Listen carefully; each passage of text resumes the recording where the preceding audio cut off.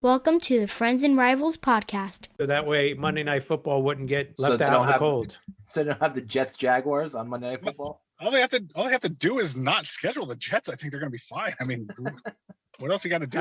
I don't understand what you're talking about. That's one of the premier NFL teams you're talking about. I don't know why you would not schedule them in prime time. By premier NFL team, you mean just an NFL team, right? That's all you mean. I mean, if you want to see the other team get a sure win, you schedule the Jets. That's a premier team. Let's talk Devils and Islanders. Let's talk Penguins and Rangers. But let's not talk about Flyers, because they're a bunch of fucks, which no one can deny.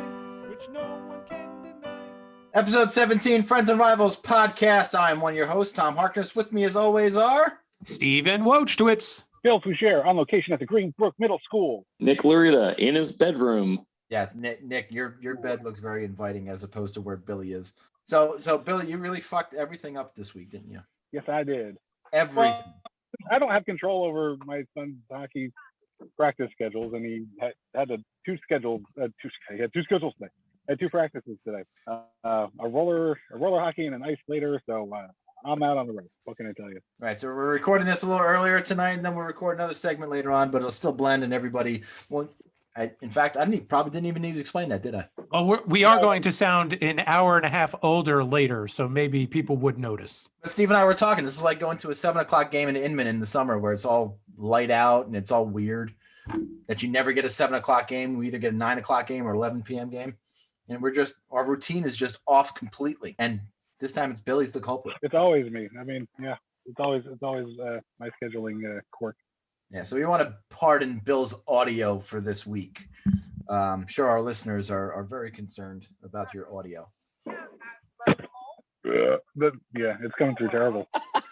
That usually doesn't come through from my home studio. Nick, did you listen to the Serial podcast? The Serial podcast? Yeah, it was like about a murder trial down in DC. It was like one of the first popular podcasts to really pop.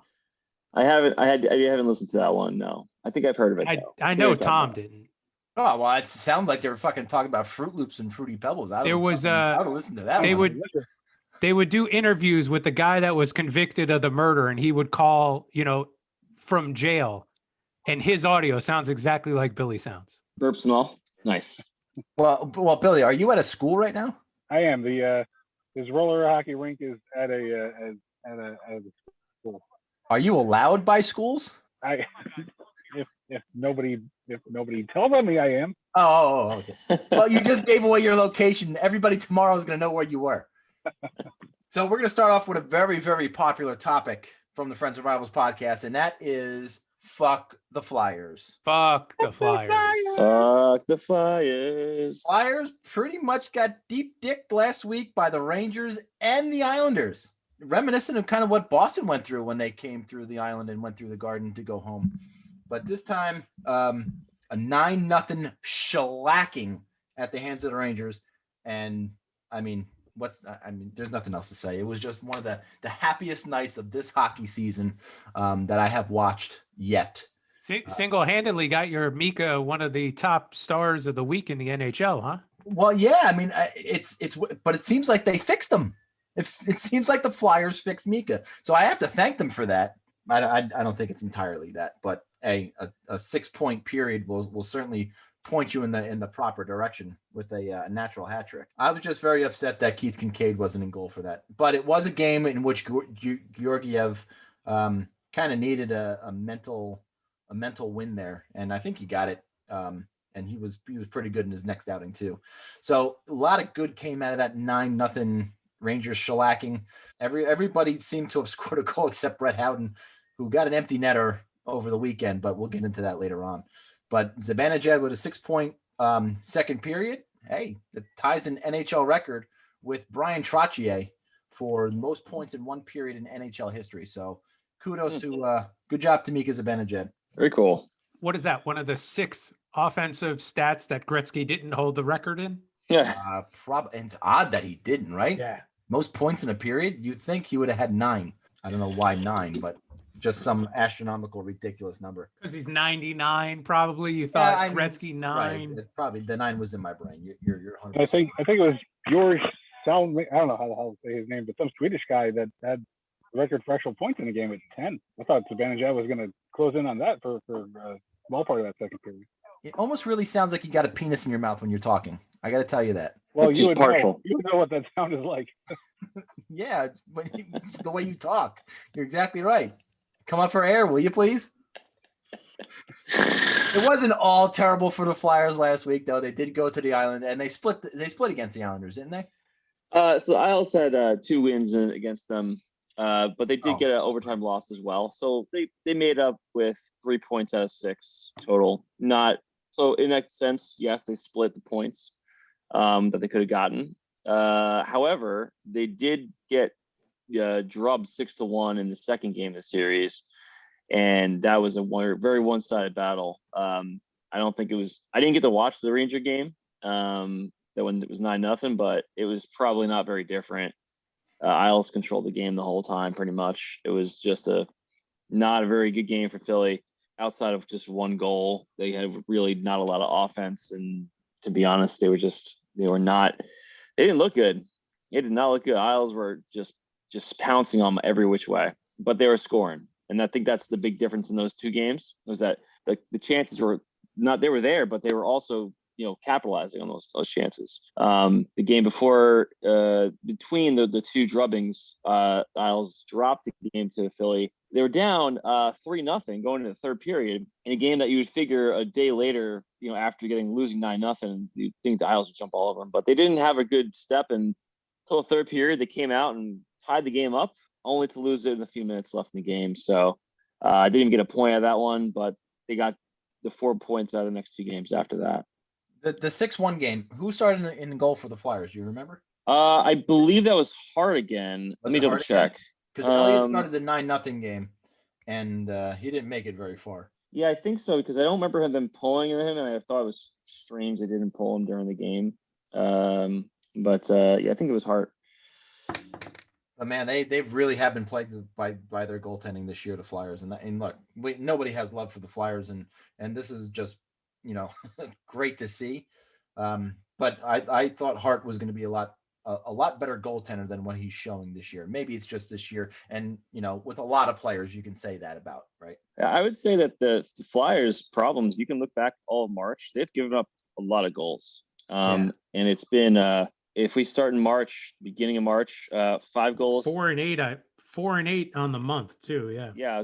They're not doing well in the month, but they have 5 goals, 3 goals, 4 goals, 3 goals, 4 goals to Buffalo. Yeah, it's a a lot shootout. of 4 and 5. Then, a lot of 4 and 5 goal games. And hitting 5-5, Against. 4, 9, 3, 6, and then 1 finally. The first time they had under 2 goals all month. So they've put up a shit ton of goals. They've been playing like dog shit. Is it the way they're playing? Is it their structure, or is it they're missing Niskanen too much? I mean, I think it might be a combination of all that going on. It looks like it, but I think the problem that they have right now is that, defensively they're not able to keep the puck out of the net. They're not winning battles. They've been getting out hustled in the game, at least against the Isles in the games that the 6-1 game. The game 2-1 was a much better game. They actually looked like decent. They were getting chances, but they weren't letting up as much of those in the front of the net goals. They weren't letting too many rebounds bounce out. So that was kind of, I felt like they've just defensively, that watching them play in those 2 games, defensively, they didn't look very sound in the 6-1 game. And I'm pretty sure that you're probably going to see that probably throughout most of the month. They did look a lot better in the last game, but I mean, I think at that point, they've already kind of let loose a little bit, and they've dropped quite a bit in the standings because of it. Well, don't worry, Flyer fans, because in 20 short minutes, you'll get back on track. Well, Myers and Sanheim were a -6 each in that game. I don't think I've ever seen a game where defenseman, one of them was that low on the plus minus, and that was just crazy. 9-0's there's no pauses in that game. That's just you just burn it. Good. As we all say, fuck the Flyers. Fuck them. Sucks to be them this week. So that it seems like when the Devils see black and gold, they up their game a little bit. A little bit, yes. Whether it's the Boston Bruins or the Pittsburgh Penguins, they just seem like they come to play a little bit better, a little bit harder than playing the Islanders, playing the Rangers. I have petitioned the league to get everybody to change their colors to black and gold. We'll see how that goes. Yeah, I don't know what it is. I don't know if it's because those are both very veteran teams who play more of a slower game. Maybe that's why they just match up well against them. They play the opposite style as the Devils do, versus when the Devils go against a fast team, maybe they don't have the skill to match up against a team that likes to play fast and loose. Can't hear you, bud. Oh, Billy's on mute there. Well, yeah, he is on mute, but he's also, I think something's wrong with his Bluetooth headphones. He's better off just KOing them and connecting the phone to his car. Hello again. Yep. Oh my God, you sound so much better. What happened? Oh, good. Well, I was saying that the Penguins, yes, do have enormous problems with team speed against them. Yeah. So that young whippersnapper Devils team really gave them some fits. I think that's exactly what we saw too. They were just playing a lot faster. I think they're starting to come out of this COVID haze, and I'll talk about that a little bit later. But I think they're starting to build up their endurance after that extended break, and they looked really good during their 3 games. They looked absolutely fine. I couldn't figure out what you were complaining about all year. Watch them play a team that doesn't wear black and yellow, and then tell me the same thing. We'll find out in 11 minutes. Well, 21 minutes. Don't forget, NBC Sports has got to do that 10-minute intro once 7 o'clock hits. The play-by-play guy and the color analyst needs to do their little intro after they just did a half-hour pregame as well. Well, yeah, not everybody watches the pregame, so they have to talk about what they talked about in the pregame on the pre-show to the game. I don't watch that either, so. And it's odd. Devils on NBC? They're a nationally televised game? You gotta throw them a bone every once in a while, right? You gotta play it. Yeah, I would think you gotta have every team on at least once. Well, the NHL Network has the Devils on more than almost any team, and I'll tell you why. For whatever reason, they have 1 o'clock games on the weekend. That's right. And they just let's throw the Devils on. No one's gonna watch anyway. Just throw them on. Nobody gets that network. That's why they're on all the time. But if you want to be on that NBC, you got to go through the Penguins, man. That's our network. You got to arrange that through us. I don't know. Aren't they based in? Isn't NBC based in Philadelphia? Aren't they? Weren't they purchased by Comcast, and Comcast is in Philadelphia or in Pennsylvania, something like that? I think NBC's main base is still 30 Rockefeller. Well, I was thinking that's in New York City. That's the city, not the city. Maybe it was Comcast then. Maybe it's Comcast I'm thinking of. Or Comcast is down in Philly. I could also have no fucking clue as to what I'm talking about. You got a microphone in front of you, so you got a clue as far as I'm concerned. Oh yeah, the microphone in front of you makes you an expert. Expert. You know? Expert, absolutely. 100%. All experts. So everybody has been on the edge of their seats and wanting to know who won the bet. Where are we going? Not we, but where? I mean, I'm gonna admire from afar. But who did win the bet? The power play bet, if the Devils were going to score a power play goal or not, that was too easy. Of course they were. But the one that was going to be a little harder was with the Penguins trail in every game. And I got to say, I'm even not sure how I would interpret that, because Penguins played behind in game 1 and 2, but in game 3 they weren't behind until the final overtime goal was scored. So yeah, I got you. But every time I hear an announcer call the game and a team has been down, 1-0, 2-1, 3-2, and they finally tie up the game, they go to overtime, and that team wins in overtime, it's always they didn't lead until the end of the game. So technically, yeah, I wouldn't count the third one, but the other two, I didn't think the Devils were going to hold the lead at all. That was my interpretation, that they would either be behind or tied. So I would take the L on that one as well. I would vote that the Penguins were behind in the third game too. So you'd be wrong. So fuck off. Nick, what do you think? Wrong. Fuck off. Shut up. Shut up. They lost the fucking game. How could they not be behind? Shut up. Nick, what do you think? I have no opinion on this. Good. So what do you mean you have no opinion on this? You have to. You're deciding. So your opinion is the same as Tom's. It doesn't matter, right? That's what Tom's saying. That's what I'm saying. So does that make me the tiebreaker? I think so. I think you won both. I think you won both. I do too. Well, I would only say that because when I made the bet, what I had in mind was that they are playing from behind in every game, and the fact that they lost that game notwithstanding, that was only the fourth time this season that the Penguins did not play behind. So that is what it is. Yeah, I probably won on a technicality of sorts, going to overtime and losing on that wraparound. But yeah, I was actually expecting to be behind in that game too, especially the way that, after the Penguins scored the first goal in that third game that they played the other day, they just the offense went to sleep and the Devils were really on the attack. And I give who was playing? Oh, it was Jari in that game, right? So yeah, I give Jari a lot of credit, and DeSmith the day before, both of them played really well in that series and kept it close for the Penguins. So now you've got to pick your locations. Oh, right now? Well, I think that's what Tom's waiting to hear, is some lunch destinations. Absolutely. Oh man, I don't think you have to pick right now. This is what Tom wants. We'll get back to me later in the show, because I really got to put some good thought into it. Okay. And I could really do that when Tom starts talking about the Rangers, because I could just zone out. Yeah. And give me some good time to get some thoughts together. Yeah. So let's talk about that later. Well, Bill, here's the stone cold salute for you there, buddy. Appreciate that. Two fingers. Gee, Ranger fan flipping me off? That's rare. For those of you listening at home, Tom just gave Billy 2 middle fingers. What's the next bet going to be? If we have listeners that don't know what the stone cold salute is, I don't want them anymore. Go away. You could have just stopped. If we have listeners, you could have just stopped there. We'll have to do a bet that has all of us in it. I think give us a little more skin in the game. Makes sense. Yeah. Maybe. Yeah. So there you go. That's some homework. We're not betting who's going to finish in the top of the first among the 4 teams, because we already know who that is. No, we're definitely not betting that. Definitely know who that is. Yeah. No, it had to be. I was going to say maybe based on the games this week, but I know the Isles are postponed at least 1 game this week, so I don't know how many games we do. Maybe we'll figure out something like shorthanded goals or yeah, we got Buffalo fights or something. Yeah, but Nick, it's funny you mentioned that the who can stay off the COVID list?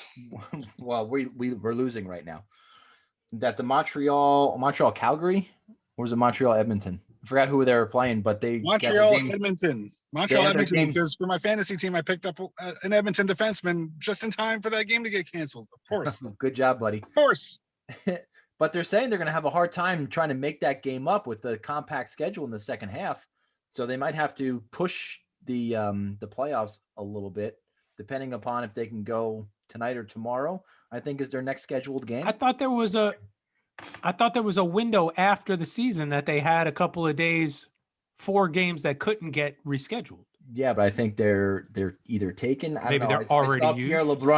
Pierre LeBrun said something on the Twitterverse about just that, and he said that the February 10th playoffs might be pushed because of some makeup games. And look, I think it was kind of inevitable that was going to happen. You can only shove so many games into these back-to-backs. I mean, there's not a lot of room left. So we're going to get to that end of that probably close to the end, last 10 games. That they're not going to have any room to really shove more games into them.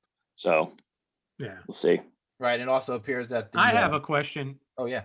Given that it's the Flyers and the Devils tonight, who is Pierre Maguire going to offer his verbal diarrhea for? Giroux. Yeah. Giroux? I agree. Is that it? Well, if Carter Hart has a good night, I'm sure he will spew hot garbage about him too. And do you think Jack Hughes can get some love?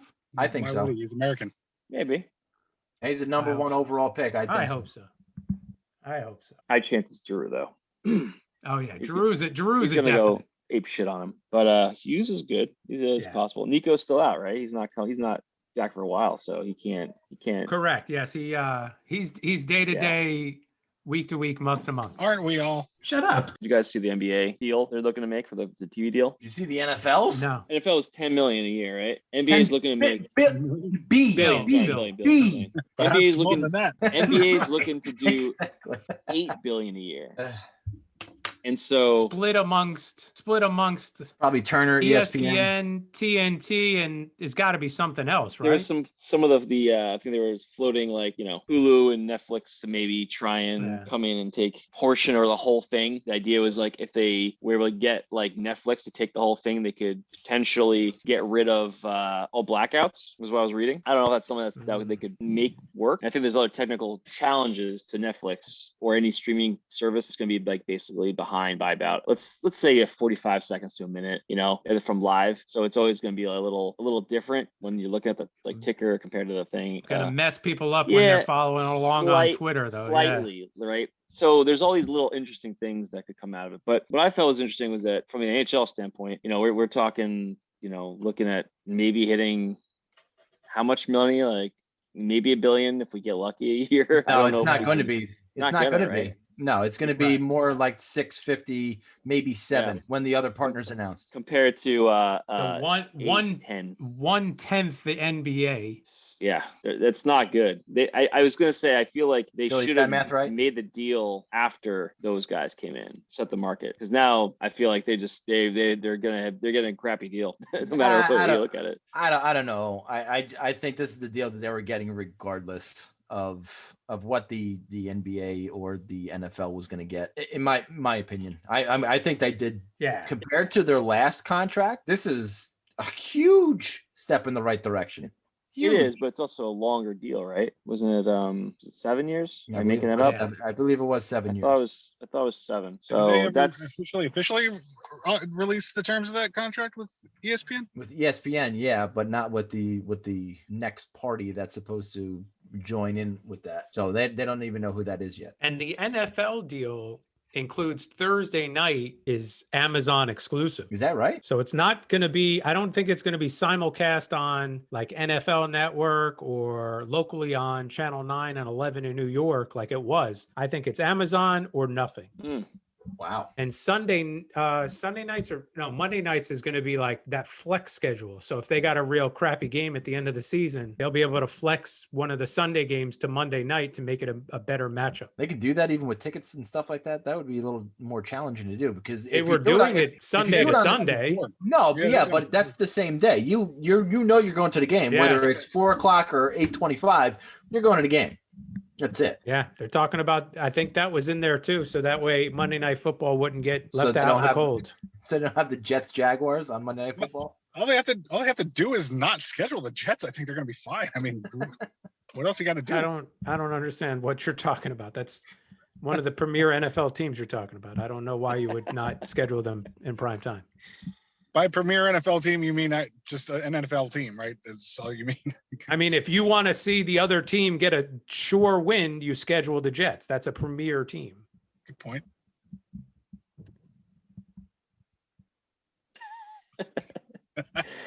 All right. Well, look, we're going to run out of runway here. So that's football talk. Hey, the Giants got Kenny Galladay. I didn't think that was going to happen. That's pretty big. Well, yeah, but Saquon has to come back and be some sort of Saquon. He'll be fine. I know you say that. I hope so.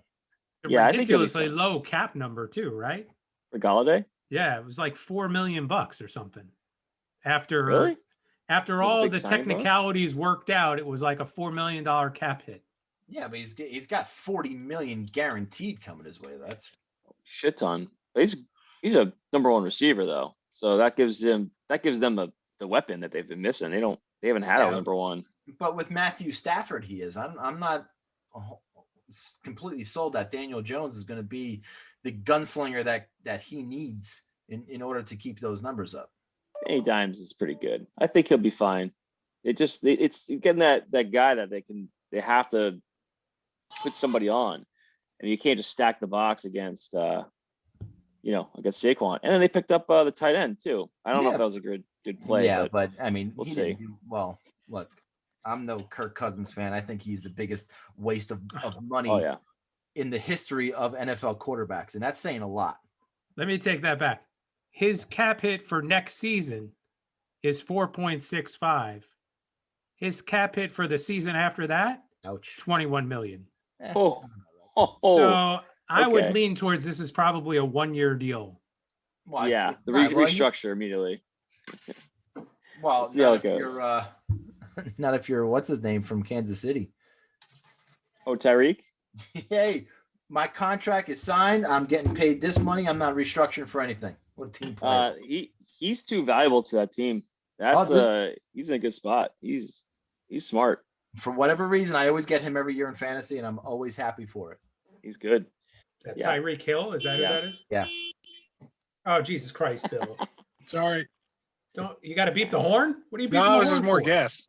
But I mean, I think it's a good thing though, because the Jets here, Steve, because looks You like have an Deshaun option Watson at 40 minutes is now. not gonna. That trade's not gonna work out. You see that? What's that? You don't think so? Deshaun Watson. You've been watching What that? trade? That debacle. Oh my God. Once the first case against him came, and then the second, and then the third, I was like, all right, it's over. Just 12 people coming forward, 24, Yeah. or 24 people, or 12, whatever it is, some crazy number. I will never understand that mentality. Like, But No, did you hear about the one girl though? And what she said? That she felt such fear that she defecated on herself? I know. Did he say put a finger in your ass? No, Paul, he did not say that. wow. No, yeah, no, he can stay in Houston. Fuck that guy. I don't know if he's going to even be in the NFL next year, let alone Houston. May not be. She literally got scared shitless. The Jets are dodging a bullet Literally there. got Thank scared God. shitless. You're right. Because that would be the ultimate Jet move. We trade for this guy, and then he immediately gets like all this shit, and we've lost 3 draft picks. So not to go too far off topic. So what do you do with the pick now? Do you keep it and draft another quarterback, or do you trade it and let Sam go a little bit longer? I think you keep it and take a value pick and go either. You look if there's a better quarterback that makes sense to you want to make this go longer, or you say, you know what, we're just going to keep Sam. Go with top pick available that we need. Well, or look, you trade down. is there a Trade top flight can't miss place kicker that they could like lock in for like the next like 16, 17 years? Yeah. Jankowski is Mike Nugent. Seabass's kid, probably, right? Jankowski was the last kicker taken in the first round. Was he a first round pick? He was. He's probably going to be the last guy ever drafted in the first round. I would think ever, right? I can't imagine. I mean, I don't know if it was ever. I mean, because football was different back in the long time back. They could have had guys like playing quarterback and kicking, but purely kicker, I can't imagine anyone else in the first round. You go wide receiver at that pick, or do you go some monster defensive end who's going to just sack everybody? Lineman, front. You do that, but what weapons have you ever put around Sam Darnold? They got to. That's it. I mean, if they're not going to go with a new quarterback and they're going to go any longer with Sam, you got to give him something with that. Got to give him something. I don't disagree. You have to build a line and keep it on both sides of the ball. That's the way I would build it. If you got a high pick like that, you got to take either that or you got to trade down and get multiple pieces and maybe get a receiver and then lineman or linebacker or whatever you need. Nick, my only problem with that is you got to trust the people making the picks, and I don't know if I trust this guy yet. Who else is going to pick? There's nobody else to do it. No, that's what I'm saying. I would rather them at the top of the board. At least it's a little bit more of a no-brainer. Whereas if you trade down, now you got to make a decision on who to take. The trade down could be a couple picks. It may not be like very big. You might just get a good reward. Depends on who's at the top of the pick. It depends who people want. If no one wants anybody there, then it's not going to matter. Then it's not worth it at all. Yeah, but you had the years like if we had the first pick overall, then it'd be a different story. You got Trevor Lawrence, and someone's going to make a stupid trade for him probably if they really wanted to, or at least offer a lot. And that's that. If someone emerges maybe before the draft as like a top guy, to go behind him maybe, but I don't know. Another burp. Why is everybody burping tonight? Holy so shit. close to dinner. I haven't had dinner yet. I don't know what that is, Bill. That's my catchphrase. I haven't had dinner yet. No, the burp. I know you went. I know you went to the early bird special at the ground round down there. No. No, I like your catchphrase as I haven't had dinner yet. When we eating? Oh, okay. Speaking of catchphrases, can we get a Nick impression today? We can get one. Yeah, sure. Can we do should just test pick an announcer for any NHL team, and that's the impression I want. All right. You have to give me I'll have to practice beforehand. Think amongst yourselves. And now introducing Nick's impression. And the puck's in the corner. It gets out to Capo Caco. You make the pass because it's up in the chat. It's a power play goal. And the Rangers lead it 4-3 in 5:23 in the third period. He does these impersonations. I swear, you would think it was the real people. Is that Sam Rosen? Sam Of course Rosen. it is. How could it be Sam Rosen? He got all the names right. Yeah, exactly. You got the score right. I mean, you I got try everything to right. put it like phonetically because he kills me like he says it. Mika's in the band chat. I can't even say what he does. He just it just cracks me up. Sam Rosen. Hey, but look, you know what? We make fun of Sam Rosen a lot on here, and rightfully so. But he got that call where Zibanejad knocked over Dylan to get the Rangers to lead in Washington. He got that entire call spot on. He even saw the puck go in. I was pretty impressed by him. So he does have his moments for sure. You were impressed when great. he did his job? What's that? You were impressed when he did his job. Hey, he's good. He's good. He knows what he's doing. Wow, everybody gets a Nolan Ryan every now and again. Everybody? Everybody. Come on, Butchie can't say that even his own line mates' names anymore. I mean, we're lucky if he says he's basically there because Brandon's got to be like the normal person on the sportscasting team, and Butchie can say whatever the hell he wants, and we just laugh it off because he's just like, well, he just fucking says anything he wants to say, and we're like, all right, yeah, that's great, Butchie. But really, what happened in the game was this, and like, oh yeah, and just like, yeah. That's kind of like Chico Resch a little bit. We're getting multiple impressions. I know. 2 for the first one. The Chico just talked about food, right? This whole deal. He's been relegated to the radio, so but yes, he was big with highlighting the food around the arena. With Matt Laughlin. Yeah. The greatest radio broadcaster in the history of radio. He certainly has a face for radio for sure. No question about it. All right, so time for 4-point night.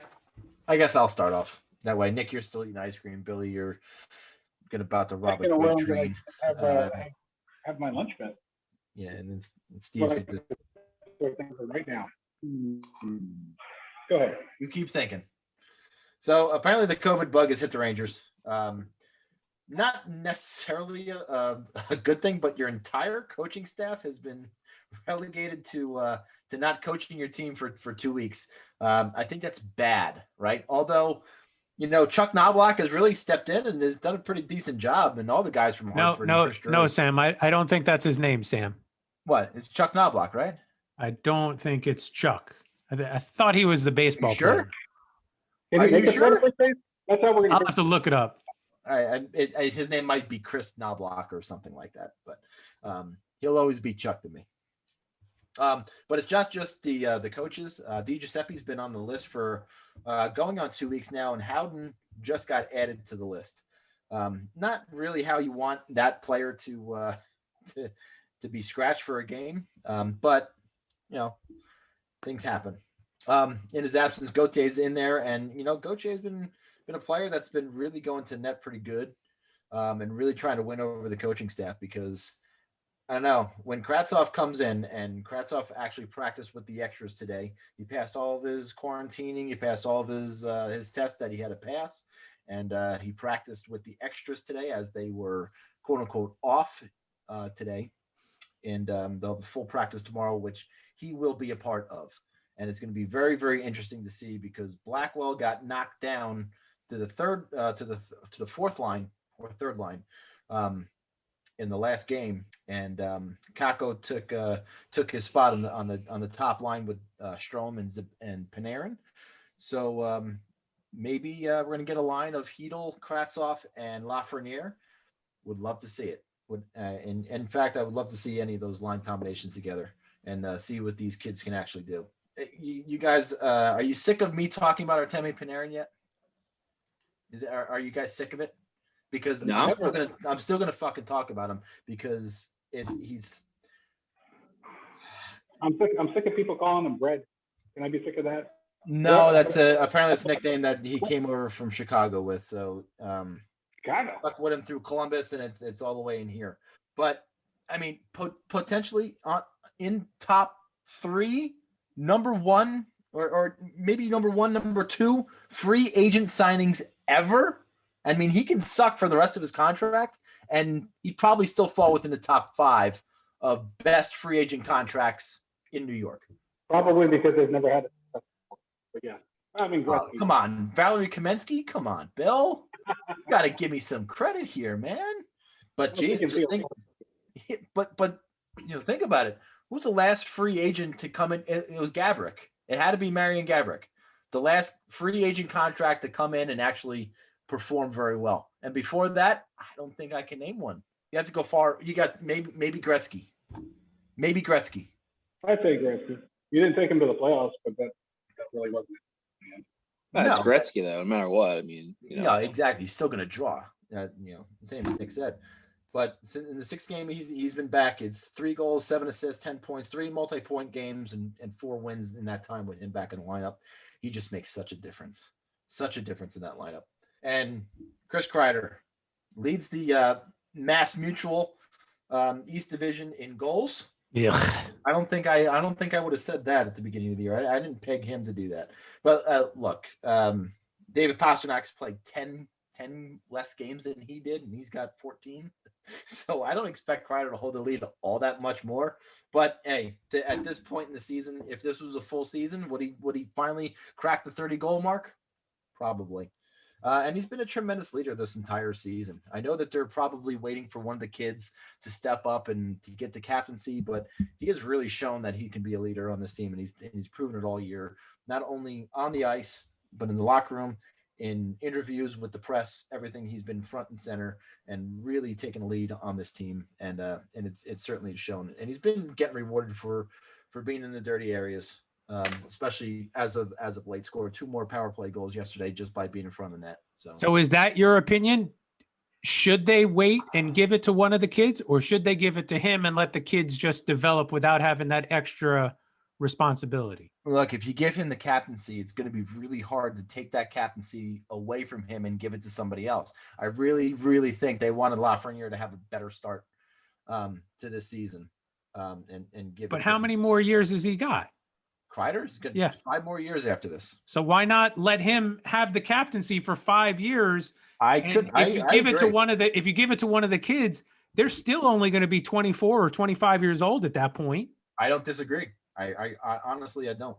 I can't disagree. I wouldn't mind seeing Kreider with the captaincy now. I really wouldn't.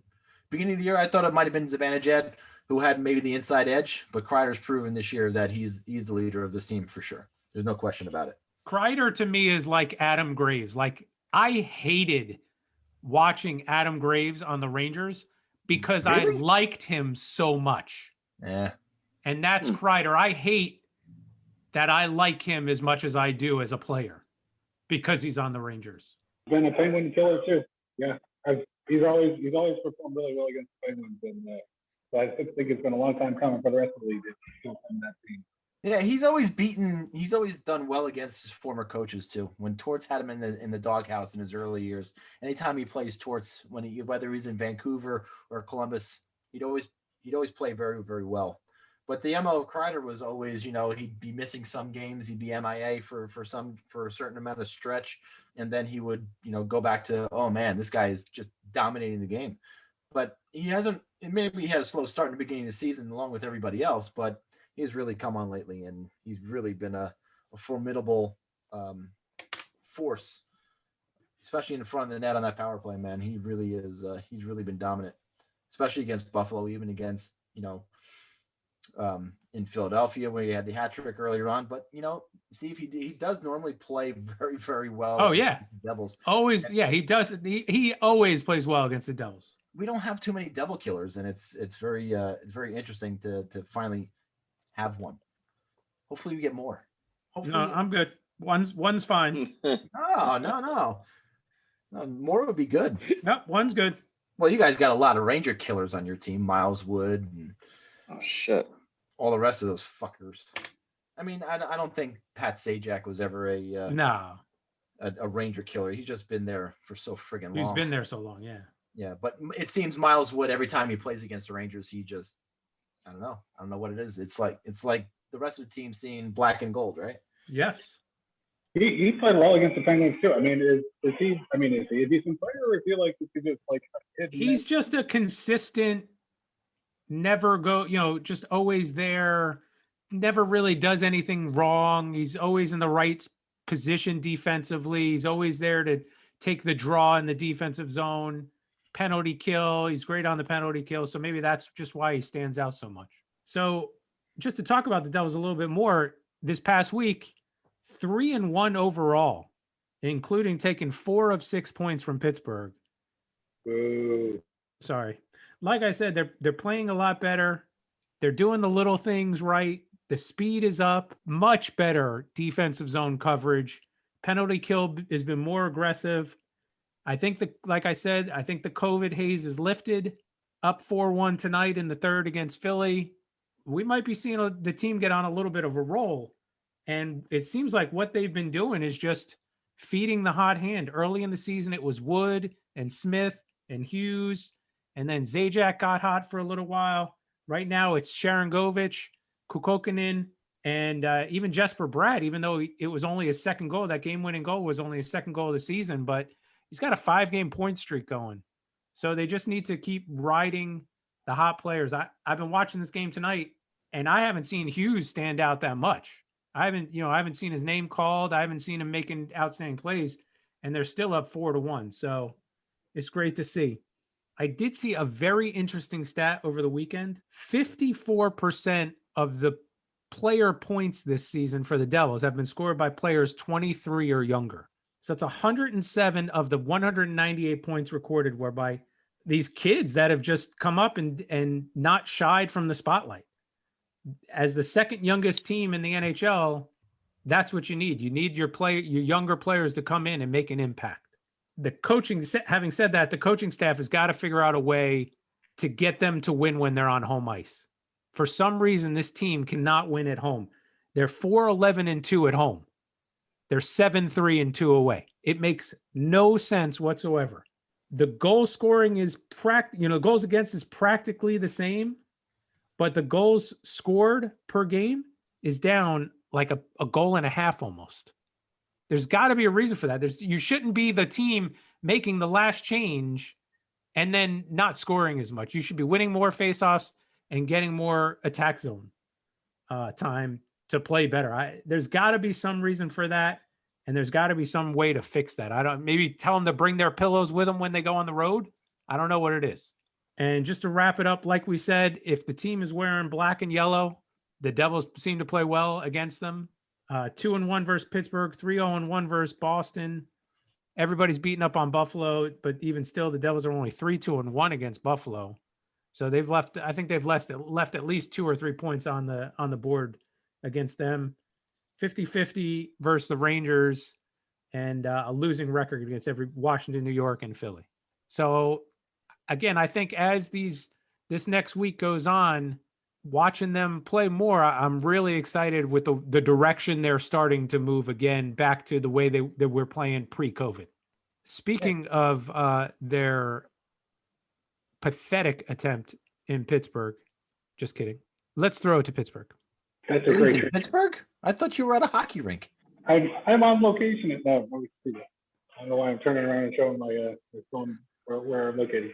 No, that's perfect for a podcast. No, that's wonderful. Yeah. Well, you guys got it. Yeah. So my 4 points. I'm gonna make some points first. It's not even entirely specific to the Penguins, but it is about their opponent and the broadcasting of Devils and the Madison Square Garden Network. I got some issues with the Madison Square Garden, which I was watching the Penguins games on all week. Yeah, Tom. No, I want to know what your issue is. The goddamn crawl. Okay, what's with the crawl at the bottom of the screen? They've got like a whole line that's like completely not used for anything, and then they put the information like above that. Like they're blocking like 1/6 of my screen, and they don't, and it doesn't go away. And the cameraman apparently doesn't know that he doesn't have that part of his screen. I'm like, there's so much action being blocked by spring training scores. What's the point? We all have smartphones. Please, MSG Network, just knock it off with the scores and the information at the bottom of the screen. I'm not getting any of my sports information there. Just show me the game. Just show me as much of the game on that screen as possible. I'm gonna have to look for that. I don't think I ever really noticed that. I'm gonna have to look for that. You're probably so like in tune to it at this point that it doesn't even phase you. But they're blocking so much screen. It's frustrating. I do want to give some credit though to one of the broadcasters. I was watching some of the Devils pregame show, and I thought that Mr. Ken Danico was making some decent points about the Penguins. That guy is actually kind of observant about the opponents coming in. I don't know if somebody's feeding him the information or whatever, but I was watching him the other day doing a little bit of a pregame talk about Jake Gensel and Brian Rust and how they've kind of evolved from, there were younger guys that kind of latched on in the Stanley Cup years, and Rust in 2016, maybe even a little bit before Rust came up, but he was still a younger guy in 2016. Gensel came up in 2017, and he talked about how when they first came up and they played with Crosby, and Crosby kind of took their strength, which obviously anybody coming into the league has some kind of strength that they're building on if they're making it to the NHL, and how Crosby kind of helped augment what their strengths were at the time. But they've since gone well past just being guys to stick on his wing. They've been really excellent players in their own right, and he kind of shined a light on that and all the things that they do for the Penguins that is not just complimenting the top line center. They've done it on different lines with Adam Gensel. Mostly played with Crosby when he's been healthy, when they've both been healthy. But they've both done some things in their own right and it was nice to see an opposing commentator pick up on that and kind of point that out. So a little more impressed with the Danico hockey knowledge than I had been before. Not really paying that much attention to them. So good for them. So my next point. So the games in New Jersey and home against New Jersey. Obviously the Penguins have hit a little bit of a rough patch. Since they won the 6 in a row, they lost the game in Boston last week, and then they've lost 3 out of 4. One of them being in overtime. But it's really comes down to it's easy to look at Evgeny Malkin and how well he was playing, and the fact that he was hurt in that Boston game, and point to that as being the number one reason why they're struggling right now. But they've lost 3 other key forwards. One of them was already gone for a bit with Zucker being out as of a couple of weeks ago. They absorbed the loss of him and were playing pretty well, but they've also lost Teddy Bluger and Brandon Tanev to injuries. And with all of them being out, Bluger and Tanev are speed guys. I touched on earlier how much trouble the Penguins were having with the Devils' speed. They didn't have their own, really, their fastest guys to counter that. When you've got Tanev and Bluger in the lineup, you get some breaks in the pressure that's in your own zone. They'll get down to the other end of the ice. They'll outrun somebody and pick up a puck and gain possession and get the team to spend a little bit more time on the other side and kind of break up the pressure in their own end. And they were really missing that. For the 3 games against the Devils, the Crosby line was a terror for the Devils. I mean, the Crosby line scored, 5 goals in those games.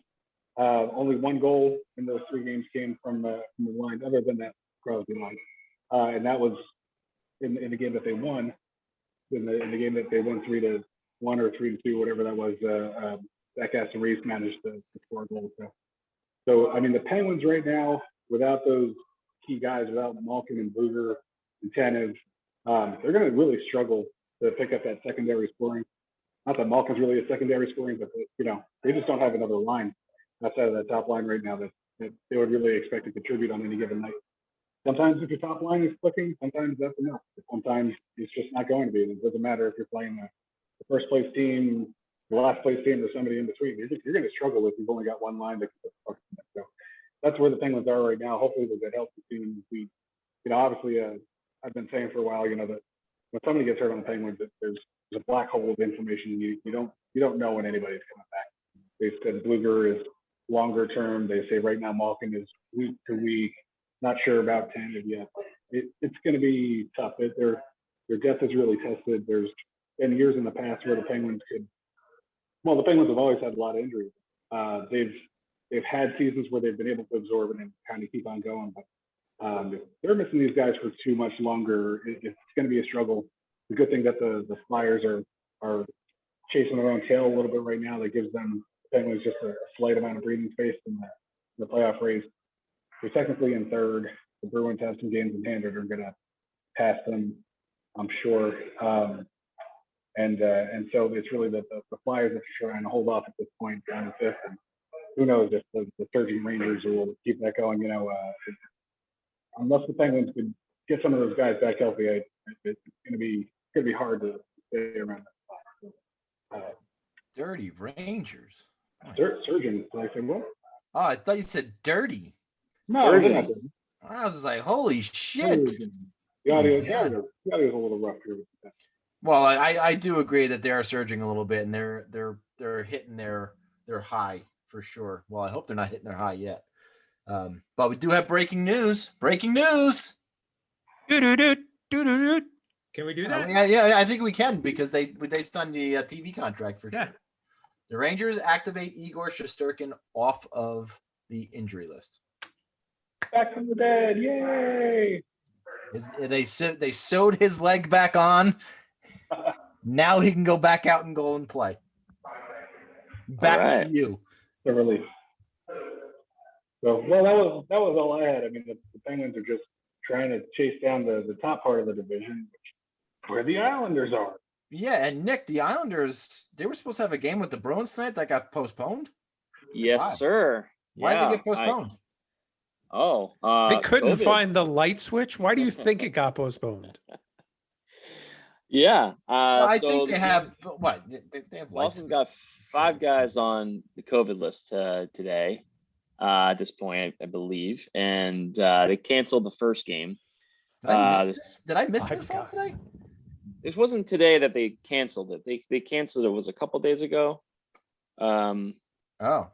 I don't remember the exact day, but it was postponed yesterday or the day before. And basically, back when I was a kid, the Devils had to play a game when they had 47 people on the COVID list.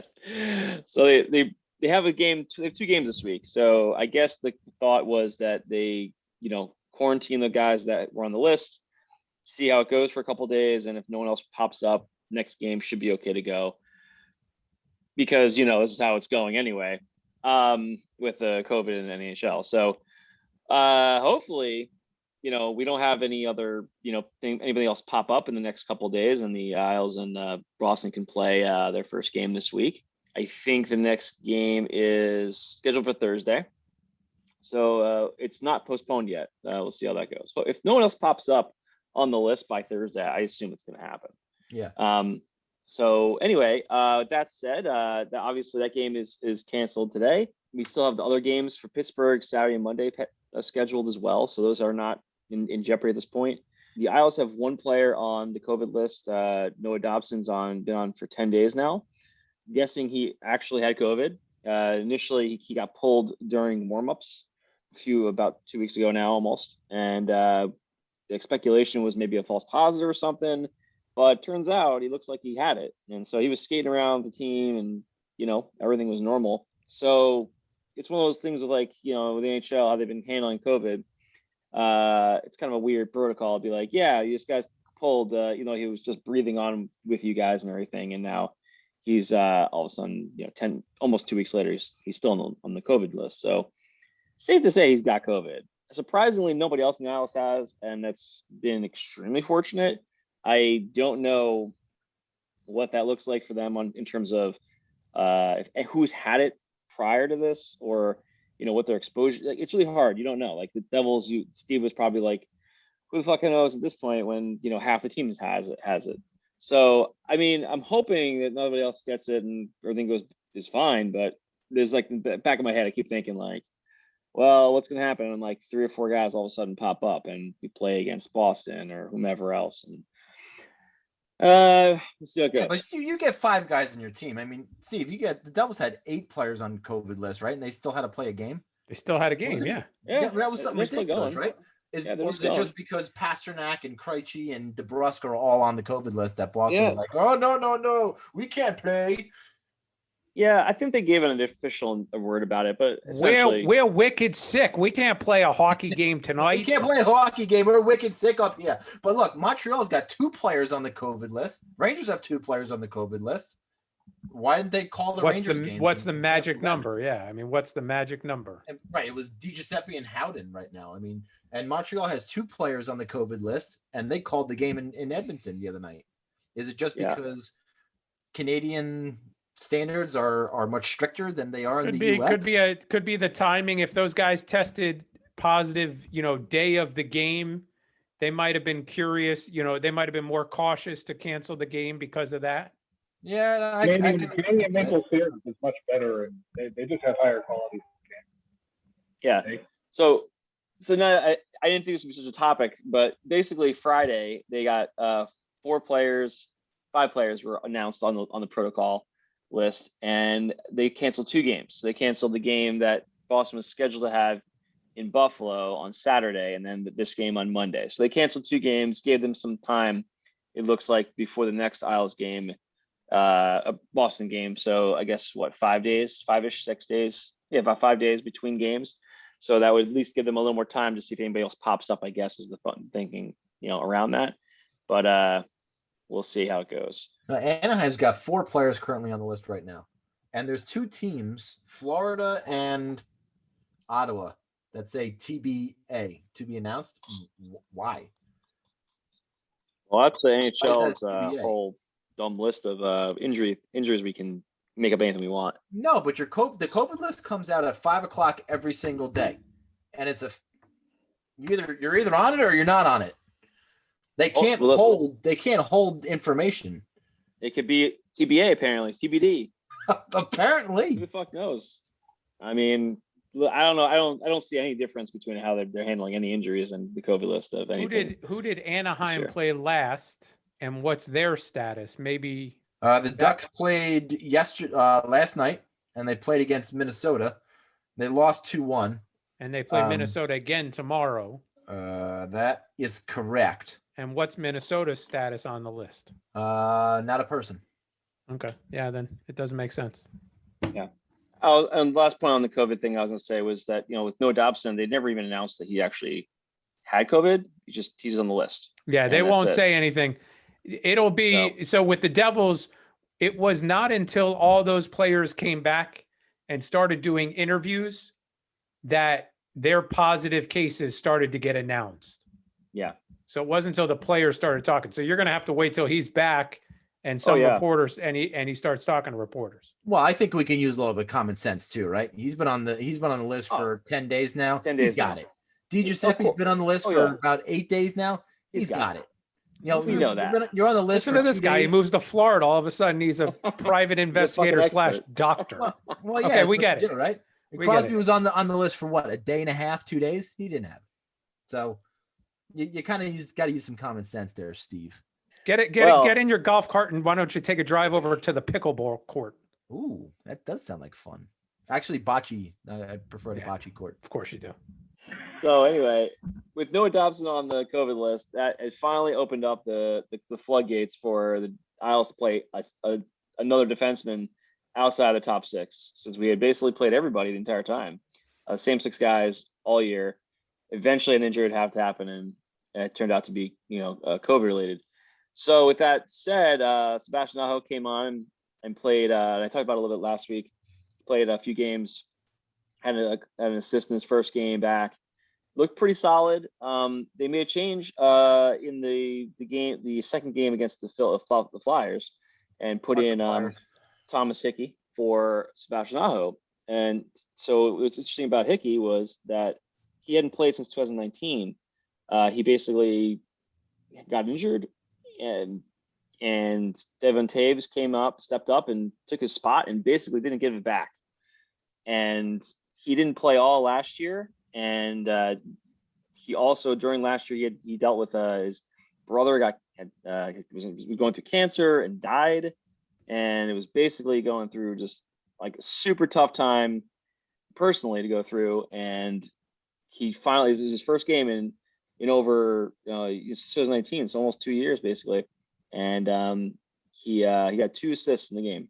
What a heartwarming story this is. It was pretty awesome. And he got I think it was the second, I think he scored, I think his assist was on the second, he had like a second assist in the first one, I think.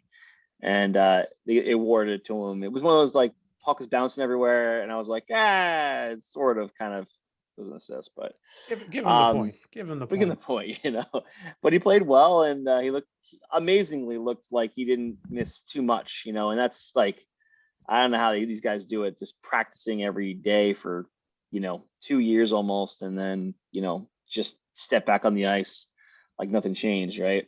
I mean, it's definitely a little different for him, I'm sure, but yeah, he looked good out there, and I think it's going to be interesting because of him going out there, they changed up the lines a little bit on the defense. So Pollock and Pellick don't really change; they're their top defensive pairs. Previously, Mayfield played with Hickey, so they switched him back to Hickey, and they put Leddy with Andy Green. And Leddy and Green have been playing well all year, and to be honest, Mayfield's probably the only guy that hasn't really stuck out as like really played really well this year. But that's not because he's played poorly. He's just a kind of like a more throwback kind of old school defenseman, and he hasn't stuck out compared to the rest of the guys who all been playing pretty damn well all season. And so putting him with Hickey was his old pairing partner, and he looked pretty good together. They looked fine. They were getting through things. They were definitely the third pair. Green moved up with Leddy, and Green's been playing. I can't believe that the guy's, was he 36? I think every week I say the same thing, but yeah. He doesn't even look like he's 36 because he shaved all the shit off his face, and he looks like a young guy again. But he looks good. He's playing solid out there. And so those guys slotting in, giving a little bit of change to the defensive pairs. On the forward side, we have Komarov was ended up playing on the top line a couple of games now for Lee, which has been awkward to watch, to be honest, but I get it. Komarov is kind of doing the dirty work for Eberle and Barzal. Getting in front of the net is more of it. Like Lee goes to the net, they're like, Leo, go to the net, go just be a dick and try and make havoc. So that's been interesting. I still think that's going to be probably the primary spot they try to target in the trade market in the next couple of weeks. That left second and third lines getting a little change up too. My third line is really our second line right now. That's really our second scoring line. That's Pajot, Beauvillier, and Wahlstrom. Super happy to see Pajot and Beauvillier play together. I've been saying a few times now. I think they match up really well with each other. And playing with Wahlstrom, who's been just scoring. He just keeps scoring. He's going to be leading the aisles in goals pretty soon. He's at 8 goals.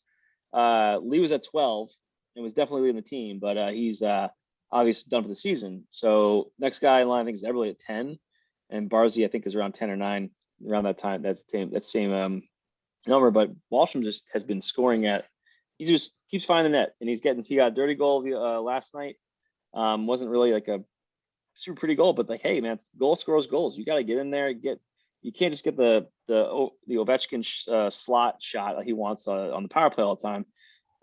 You got to get in dirty and find those spots where you pull the puck out and get a goal. And he's been doing everything in terms of getting goals. So to me, it looks really good for the future for him. He looks like he's just got a knack for getting the puck in the net and getting it on net, which you guys know is like part of the battle. Just get the fucking puck on the net.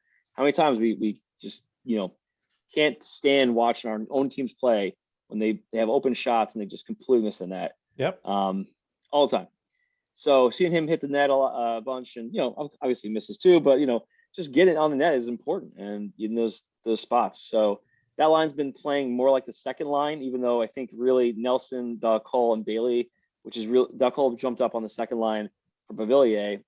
That's really been like the check, they've been playing against the top lines last few nights, and really Nelson, I think, and Bailey are really, that's what they're going for, is they're trying to shut down the opposing top lines. So their offense has been kind of wishy-washy, not really.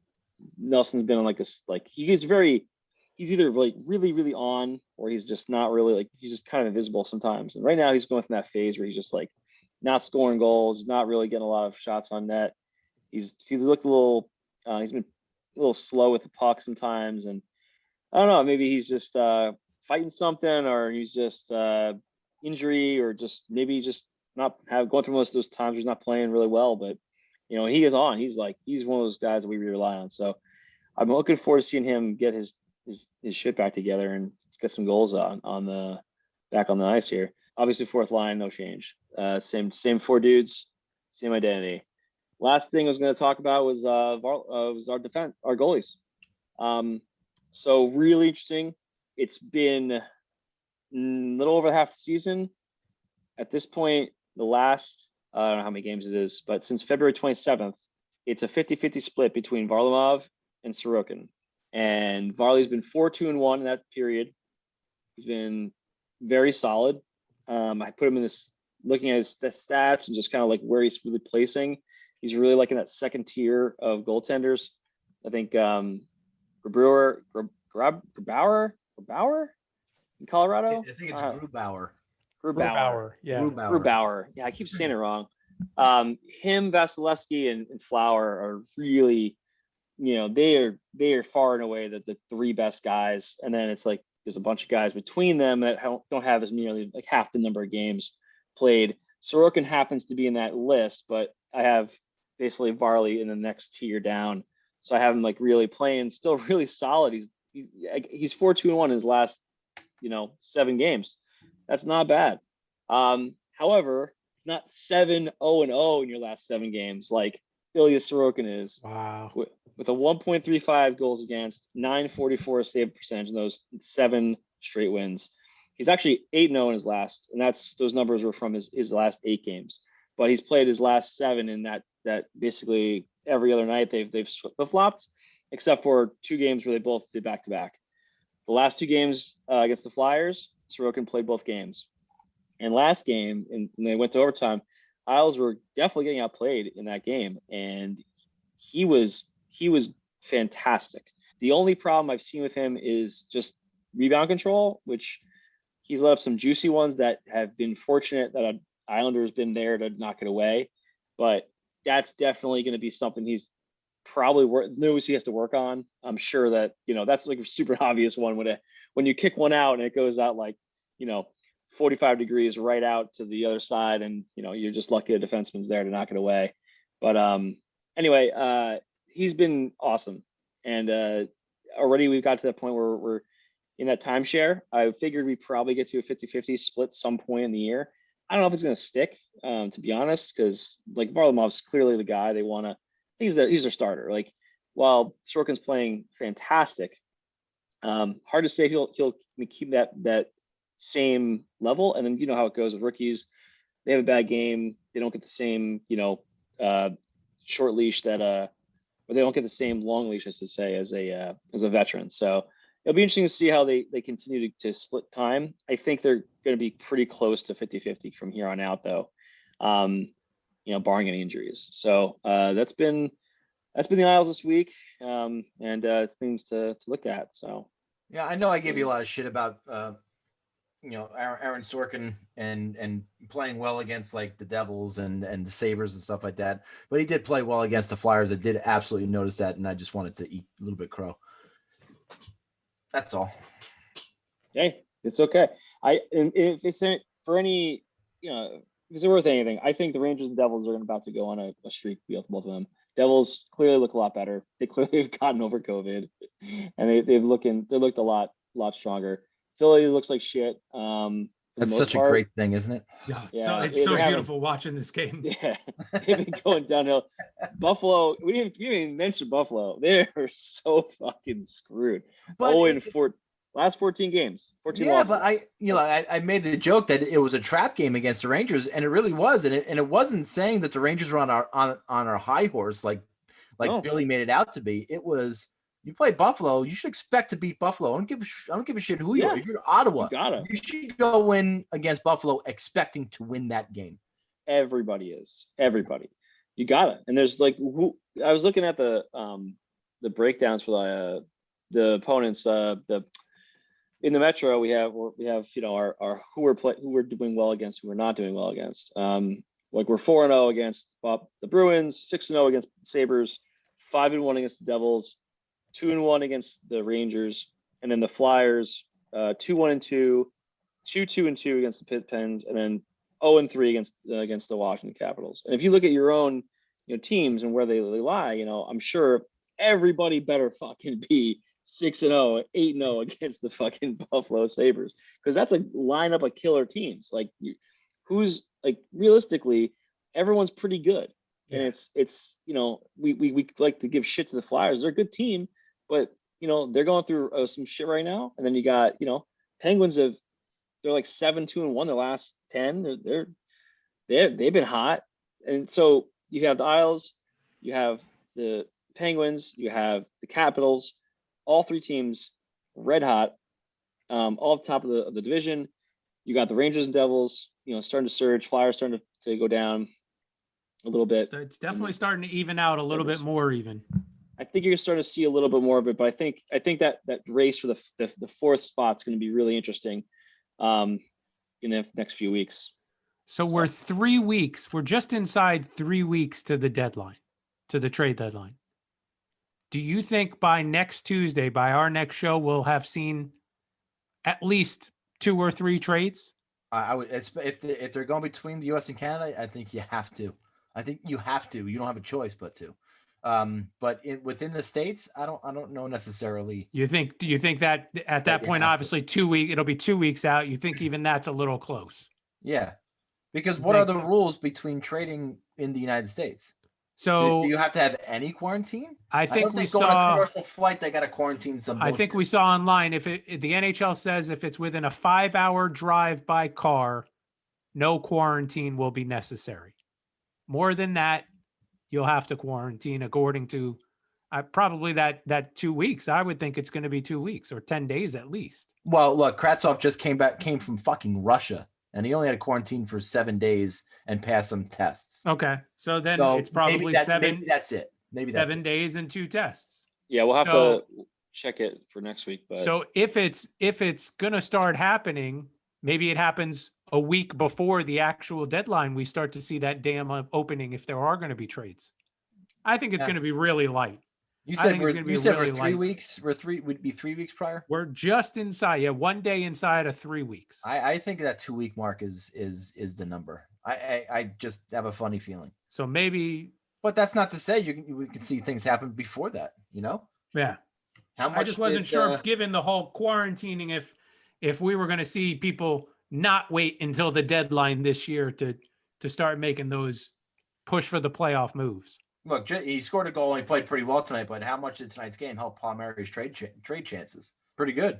It helped his trade value tonight for sure. It helps his value. I think they're still talking to his agent and hoping to work out a deal.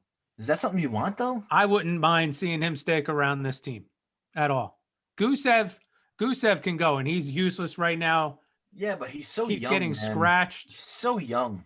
Yeah. Who? No. Gusev. Gusev's a year younger than Palmieri. What? Yeah. Palmieri's been around that fucking long?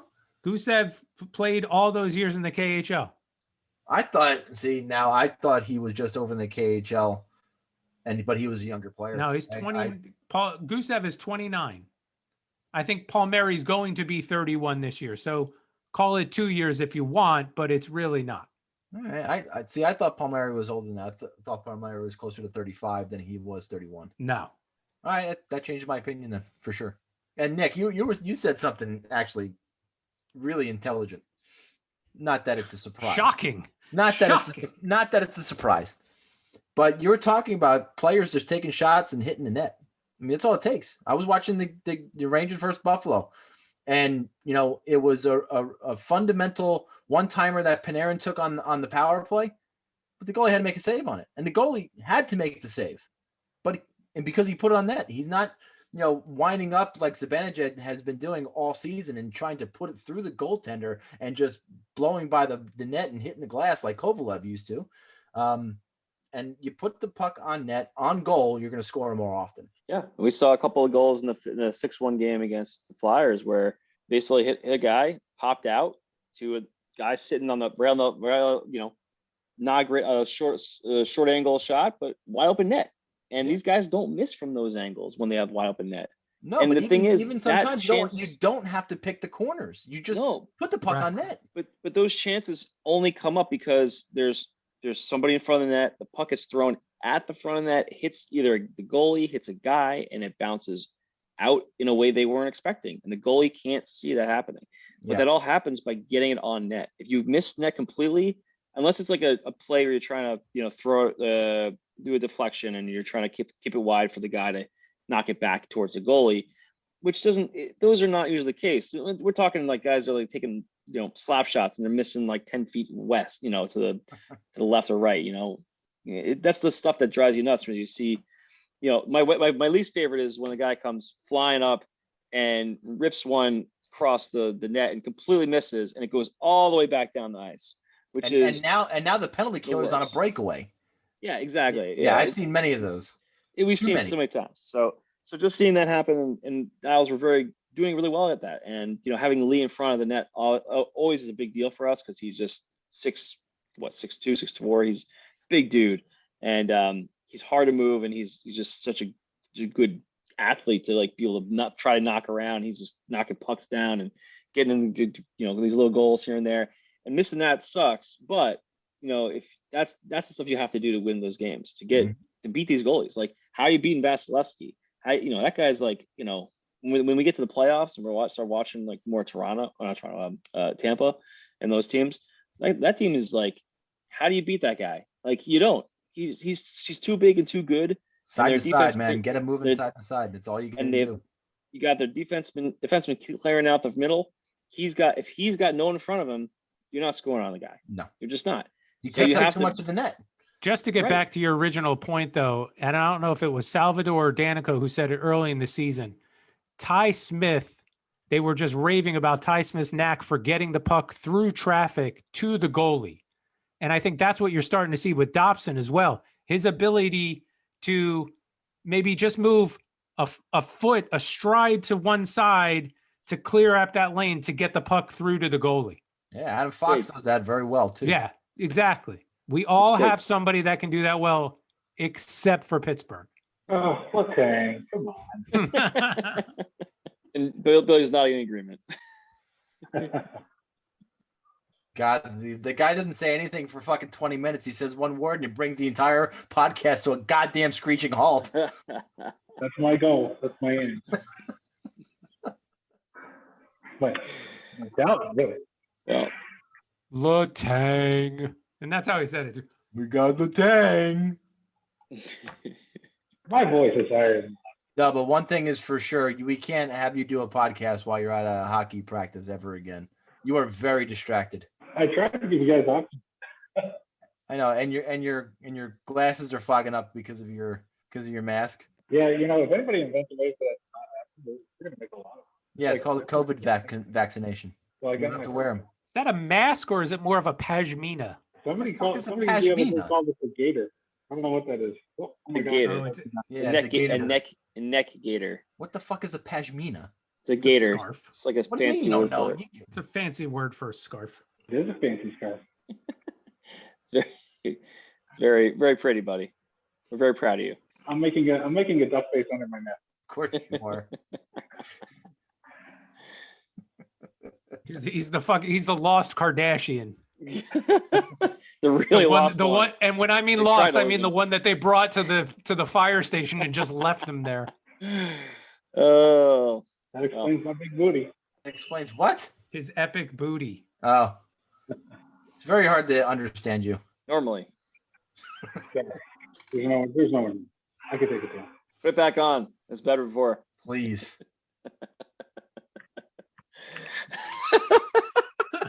Just cover your whole face. That's perfect. There we go. Hey, my glasses aren't plugging up. All right. All right, that's going to do it for us this week. Don't forget to follow us on Twitter at Friends_Rivals, Facebook, YouTube, Friends and Rivals Podcast. Don't forget to subscribe to our channel because it really does help out our show. Billy, say something quippy. I'm going to 30 burgers. Oh, my friends and rivals. Flyers fun, flyers fun.